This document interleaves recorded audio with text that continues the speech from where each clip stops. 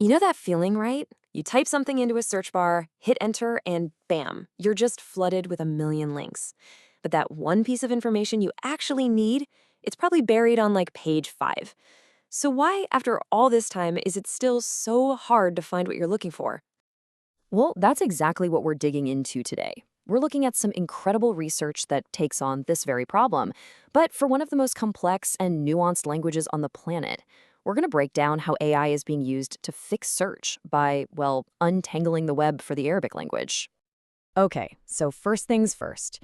To really get why this new solution is so brilliant, we have to understand what's broken.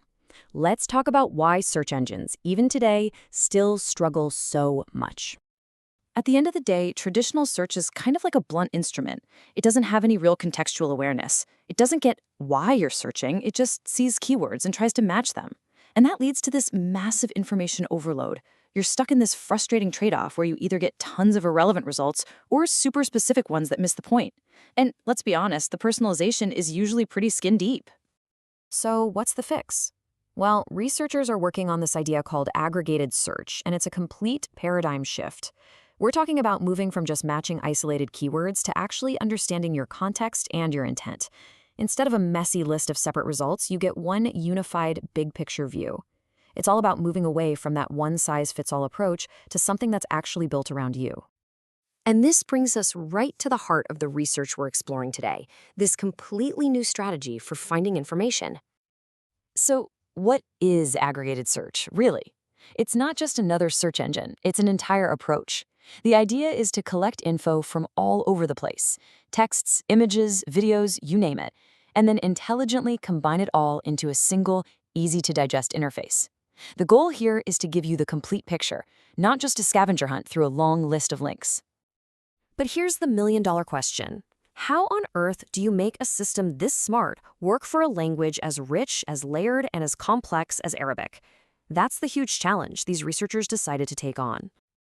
So how did they pull it off? Well, it all comes down to this really elegant and powerful 3-step AI process that's designed to bring a little bit of order to all that chaos. So here's the game plan, and it's pretty brilliant in its simplicity. First, the AI needs to truly understand the meaning behind all the Arabic text. Step 2, it has to compress all that information, boiling it down to just the essential features. And finally, step 3, it needs to organize all those essentials into neat, logical topics.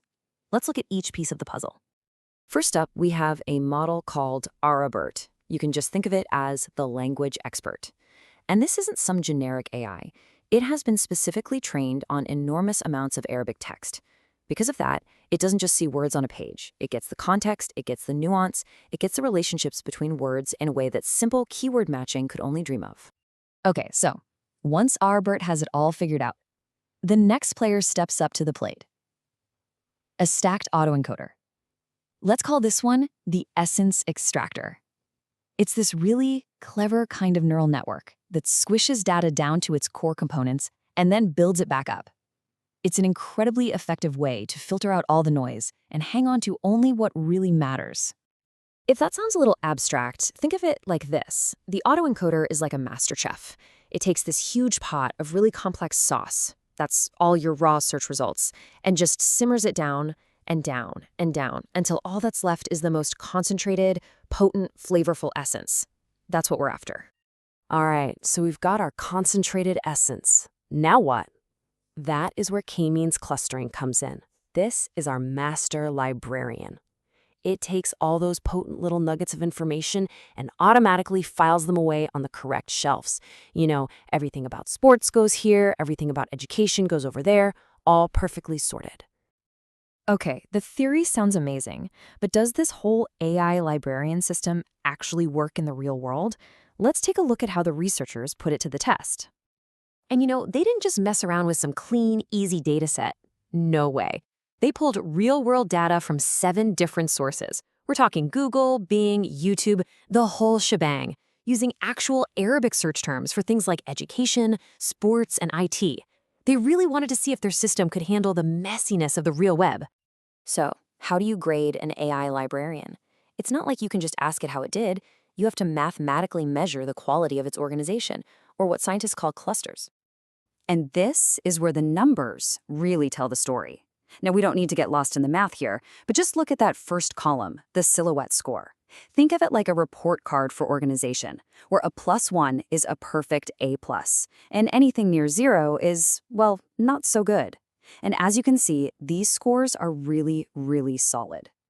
Let's just zoom in on that best score, 0.673. Again, +1 is perfect. Getting a score this high is a huge deal. It's the data telling us, loud and clear, that the AI wasn't just guessing. It was accurately sorting topics like education and sports into their own distinct, well-defined groups. So what's the bottom line? It worked. The AI took this chaotic jumble of mixed-up search results and transformed it into a clean, organized space. The researchers even created these cool visualizations that show it perfectly. You see the data go from just a messy cloud of dots to these nice, neat, separate groups for sports, education, and everything else. It's literally creating order out of chaos. Okay, let's zoom out. The tech is cool, it works, but what does this all mean for the bigger picture? For the future of how all of us find information online? Look, this is so much more than just a clever academic paper. This research shows us a real path forward, a way to get beyond basic keyword search. It's a tool to fight information overload with smart organization, not just more filters. And crucially, it helps unlock way better search for complex non-English languages. This is a huge step towards a future where information discovery is actually personal and context-aware for everyone.